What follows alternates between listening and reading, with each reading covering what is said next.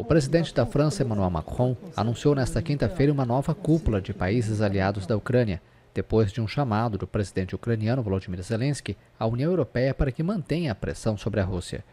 Macron anunciou que Zelensky e os líderes dos países aliados da Ucrânia vão realizar uma cúpula em 27 de março em Paris. Basicamente, agora temos uma estratégia para rearmar completamente a Europa, para nos reequipar e recuperar nossa independência total dentro dos próximos 5 anos. Esse é o ritmo certo e sabemos que esse é um investimento extremamente importante para nossos orçamentos nacionais e europeus. Zelensky, que falou por videoconferência com a cúpula de líderes do bloco europeu nesta quinta, afirmou que, apesar das declarações do presidente russo Vladimir Putin sobre sua disponibilidade para a paz, nada mudou.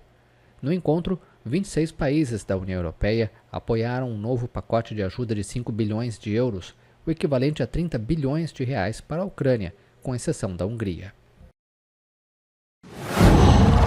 Uau!